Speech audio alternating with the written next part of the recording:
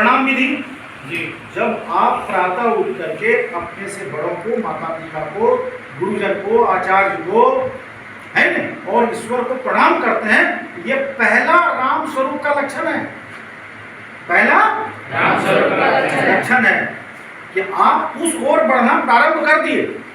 अगर ऐसा करने में किसी के मन में कई तरह की बातें आती है, अरे रोज क्यों प्रणाम करना है, रोज क्यों ये करना है, ये क्या तरीका है पैर छू के प्रणाम करना, क्यों कि आजकल जो शिक्षा दिया जाता है, हेलो और बाय का शिक्षा दिया जाता है।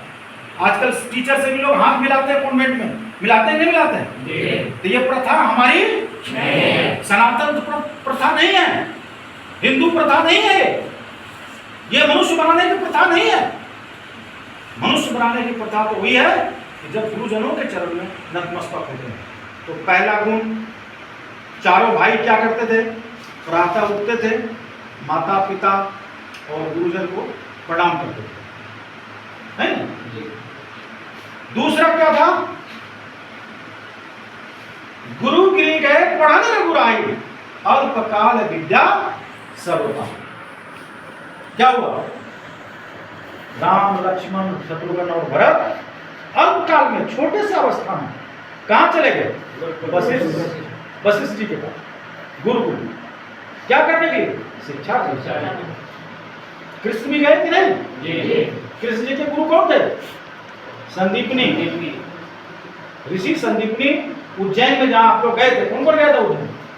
संदीपनी आश्रम गए थे ना?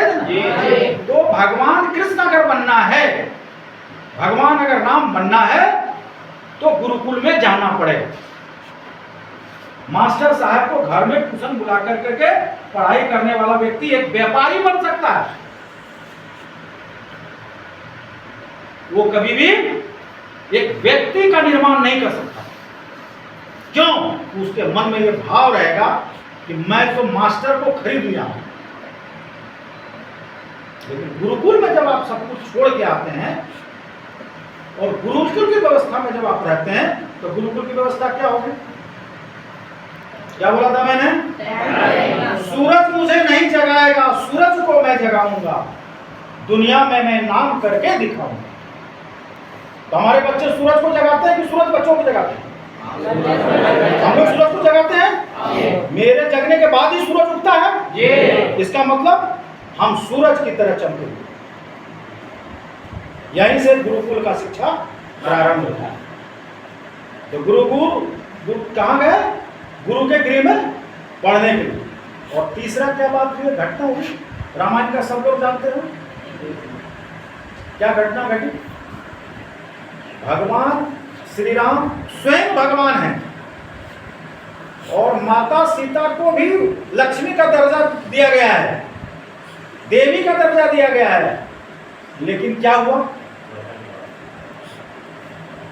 उनके मन में भी जब धन के प्रति लोभ हुआ, सोने के प्रति, सोने का हिरण।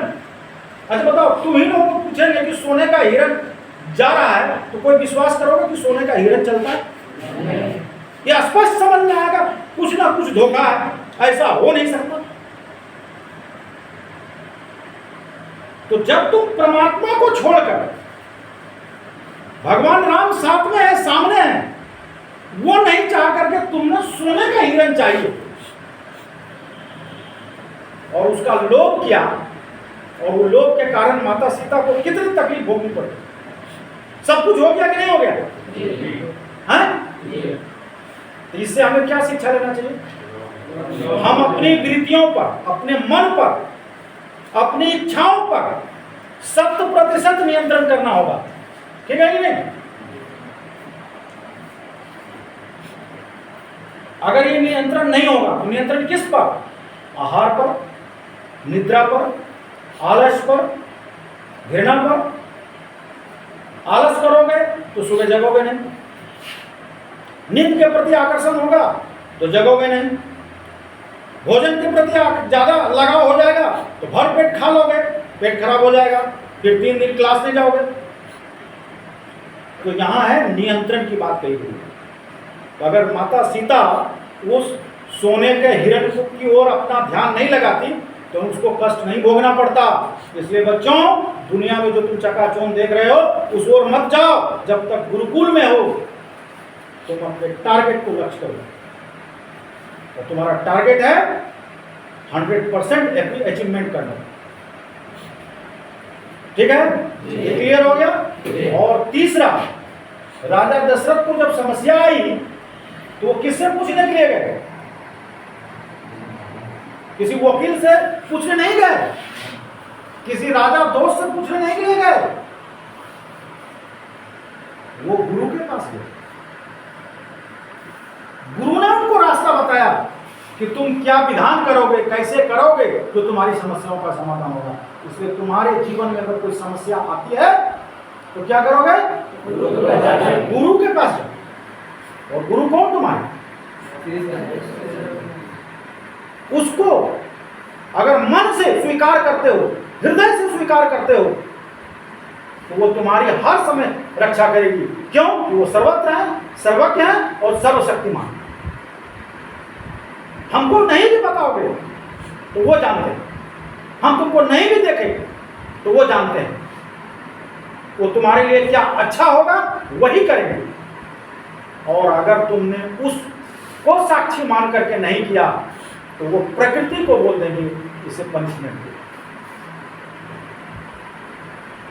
तो जो नियम बन जाता है ना, जैसे देश का नियम बना हुआ है, तो जज का बेटा चोरी करेगा क्या पुलिस उसको नहीं पकड़ेगा? और उसी जज के पास केस होगा कि नहीं होगा? तो तुम अगर कुछ गलती करोगे तो बाबा तुमको छोड़ेंगे क्या? पकड़ाओगे, उसके सामने ही पेश होगे। और वो तो जो नियम बनाया है, जिस प्रकार का तुम गलती करो उस प्रकार का पनिशमेंट होगा। समझ रहे मेरी बात की नहीं? तो चौथा चीज ये, और पांचवा जो महत्वपूर्ण बातें हैं जो उस रामायण में है कि शुभस्य शीघ्रम अशुभस्य कालहरणम। क्या है? शुभस्य शीघ्रम अशुभस्य